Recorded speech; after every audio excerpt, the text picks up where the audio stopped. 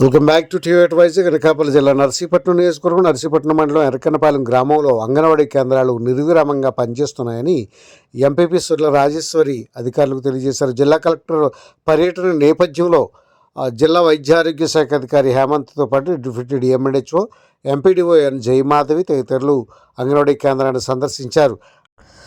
అప్పటికే పిల్లలందరినీ తీసుకొచ్చేందుకు ఒక ఆయను వారంతా ఏర్పాటు చేశారు. ఆయా సుమారు 10 రోజుల నుంచి కూడా వంట చేస్తున్నానని విలేకరులకు తెలియజేశారు.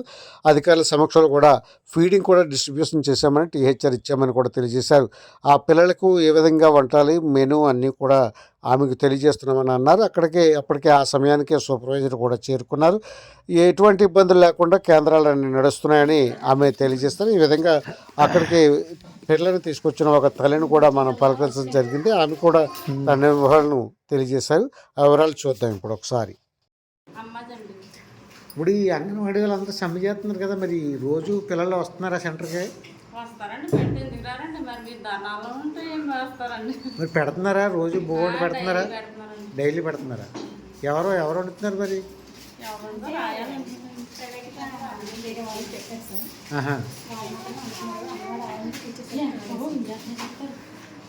మీరు ఎన్ని రోజుల నుంచి వండుతున్నారు?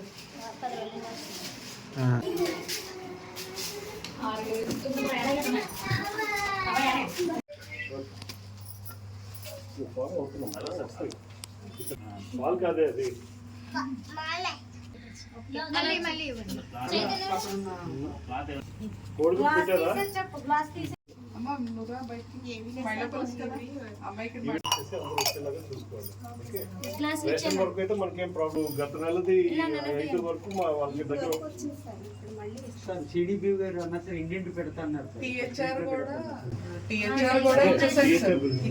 లాస్ట్ మంత్ ఇచ్చేసాం. ఈ మంత్ ఇప్పుడు మళ్ళీ మళ్ళీ డిస్ట్రిబ్యూట్ చేయాలి కదా, అందరికీ అది అందేలాగా చూసుకోవాలి. అయ్యే కూడా ఇవ్వాలి. మన డిస్ట్రిబ్యూషన్ సరిపోదు కదమ్మా, ఇప్పుడు రావాలి కదా, వచ్చేస్తాయి. దీంట్లో అన్నీ ఒకేసారి డిస్ట్రిబ్యూట్ చేస్తారు కదా. ఇప్పుడు ముందు ఇది ఇచ్చేసి తర్వాత ఇస్తామంటే అది రైట్. నేను అడిగేది ఏంటంటే అమ్మ, మీరు అది ఫాలో అప్ చేయాలి. ఇప్పుడు అన్నీ కలిపి ఒకసారి ఇవ్వడంలో ఒక అర్థం ఉంది. ఇప్పుడు ఇది ఇచ్చేసామనుకోండి, మళ్ళీ అది వస్తుందో రాదో మనకు తెలియదు. వచ్చినా మళ్ళీ రెండోసారి అంటే జరగదు. 5వ తారీఖు లోపల ఇవన్నీ కూడా వచ్చేలాగా సమకూర్చేలాగా మనం చూసుకోవాలి. అవి వచ్చిన తర్వాత ఒక్కసారి వాళ్ళందరికీ అందించేలాగా, సగం వస్తువులు